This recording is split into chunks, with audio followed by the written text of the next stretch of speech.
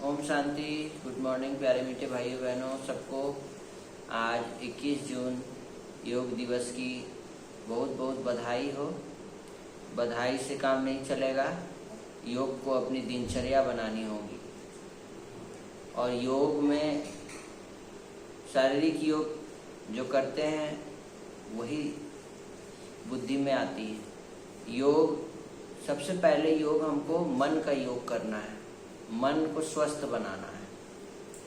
मन चंगा तो कटौती में गंगा है। मन ठीक है तो मन से फिर आगे तन का भी योग करेंगे तो वो भी काम करेगा। केवल दिखाने के लिए ड्रेस पहनकर फोटो खिंचा के पेपर में आ जाए, मीडिया में आ जाए, सोशल मीडिया में अपडेट कर दें, उससे कुछ भी काम चलने वाला। पहले मन को स्वस्थ बनाना ही होगा, उसके बाद तन का भी हम लोग योग करके तन को भी स्वस्थ बनाएंगे, है ना। तो आज हर जगह प्रोग्राम हो रहे हैं। आज तीसरा रविवार भी है, संडे भी है और लाल किले में तो विशेष कार्यक्रम का आयोजन हुआ है। आप सभी जरूर पहुंच गए होंगे। वहाँ सरकार के साथ मिल करके एक संयुक्त आयोजन हो रहा है योगा दिवस पर। तो आज सत्य की राह में क्या है, अपनी उड़ान के लिए कभी किसी से इजाजत मत मांगो, क्योंकि आसमान तो सबका है। अगर आज किसी से आज्ञा मांगोगे तो बाद में वो एहसान भी जताएगा कि यह उड़ान हमारी बदौलत ही हो रही है, इतना जो उड़ रहे हो, जबकि मेहनत, उमंग, लगन आदि सब आपकी होगी, लेकिन सामने वाला एहसान जताएगा। इसीलिए अपनी उड़ान के लिए कभी किसी से इजाजत मत मांगो। बेसमझी में हीरे की कदर ना करने वाले कुछ लोग चमकते हुए कांच को चुनते हैं, अंततः वह लहूलुहान भी हो जाते हैं। इसी प्रकार से कहते हैं कि जो शख्स अच्छे इंसान की कदर नहीं कर पाता उसे अंत में पछतावे के अलावा कुछ भी हासिल नहीं होता है।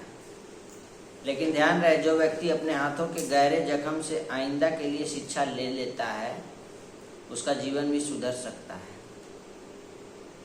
एक दो के मददगार शुभचिंतक बनकर रहे तो सहयोग की शक्ति का घेराव बहुत कमाल कर सकता है। आपस में एक दो के शुभचिंतक सहयोगी बनकर रहो तो माया की हिम्मत नहीं जो इस घेराव के अंदर आ सके। शुभ भावना, शुभ कामना, परिवर्तन करने का समय। आज की कहानी है, कहानी तो बहुत लंबा है। सतयुग में शांति थी। सतयुग का समय था, तीनों लोकों में शांति थी। देवता अपने लोकों में सुखपूर्वक निवास कर रहे थे और पृथ्वी पर धर्म की ध्वजा लहरा रही थी। लेकिन उसी समय दानव कुल में एक ऐसे असुर का जन्म हुआ जिसकी आंखों में जन्म से ही आग थी। उसका नाम था मूरासुर। बचपन से ही उसके मन में एक ही सपना पल रहा था कि देवताओं को पराजित करके पूरे ब्रह्मांड पर अपना अधिकार जमाना है।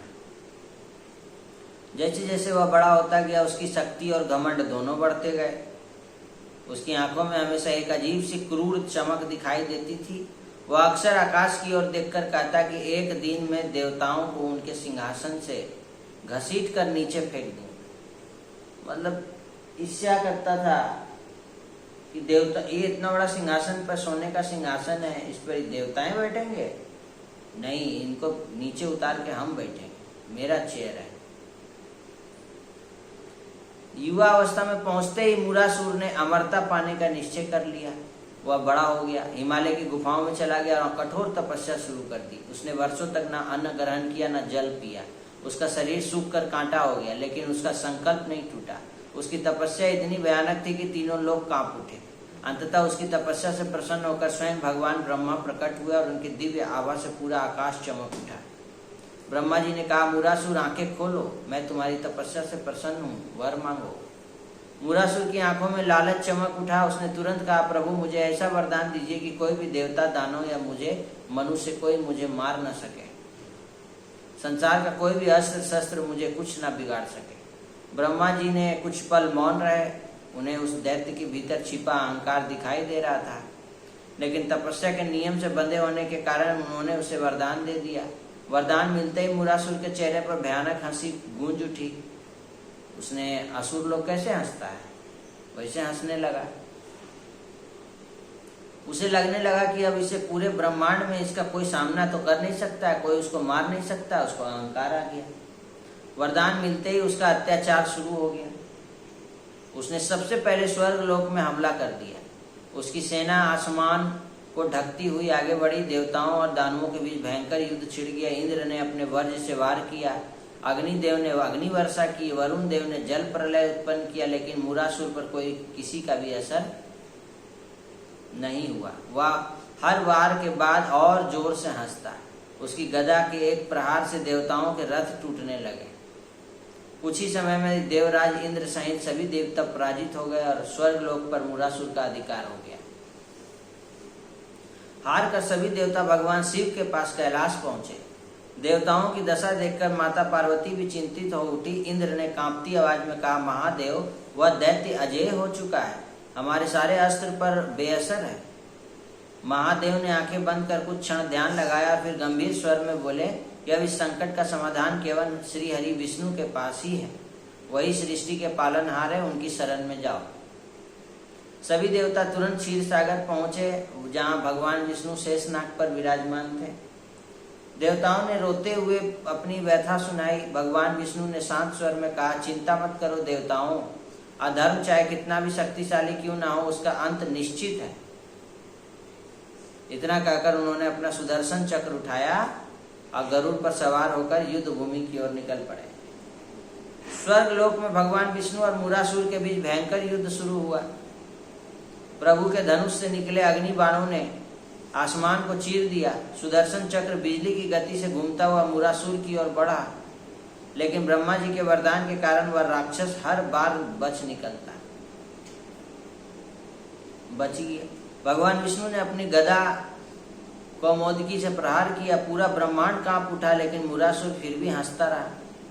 वह गरज कर बोला, विष्णु, तेरी कोई भी शक्ति मुझ पर काम नहीं करेगी। आज तेरा अंत निश्चित है। युद्ध वर्षों तक चलता रहा। देवता भयभीत होकर यह दृश्य देखते रहे। पहली बार ऐसा लग रहा था जैसे स्वयं भगवान विष्णु भी किसी रणनीति के बारे में सोच रहे हो। अंततः प्रभु ने युद्ध भूमि छोड़ दी और उत्तर दिशा की ओर बढ़ने लगे। मूरासुर घमंड से हंसता हुआ उनके पीछे पीछे दौड़ा। भगवान विष्णु हिमालय की बर्फीली वादियों में स्थित एक रहस्यमय गुफा में पहुंचे। उस गुफा का नाम था सिंहावती। वहां पहुंचकर भगवान योग निद्रा में लीन हो गए।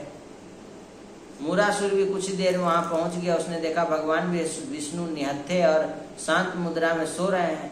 उसके चेहरे पर क्रूर मुस्कान फैल गई। उसने अपनी विशाल तलवार उठाई और जोर से चिल्लाया, अब कौन बचाएगा तुझे विष्णु। जैसे ही वह वार करने आगे बढ़ा, उसी क्षण पूरी गुफा दिव्य प्रकाश से भर उठी और एक तेजस्वी ऊर्जा प्रकट हुई, जिसकी चमक को देख मूरासुर की आंखें चौंधिया गई। भगवान विष्णु के शरीर से एक अद्भुत देवी प्रकट हुई। देवी, उनका स्वरूप इतना दिव्य था कि पूरा आकाश कांप उठा। उनके नेत्र अग्नि की तरह चमक रहे थे और हाथों में दिव्य अस्त्र थे। मूरासुर कुछ पल के लिए भयभीत हो गया। उसने गरज कर पूछा, तू कौन है? देवी की आवाज गुफा में गूंजी कि मैं उस शक्ति का रूप हूँ जिसे तेरे अहंकार का अंत करने के लिए स्वयं श्री हरि ने प्रकट किया है। मूरासुर ने क्रोध में अपनी तलवार उठाई और देवी पर टूट पड़ा। दोनों के बीच भयंकर युद्ध शुरू हुआ। तलवारों की टक्कर से आग की चिंगारियां निकलने लगी। देवी की गति इतनी तेज थी कि मूरासुर संभल भी नहीं पा रहा था।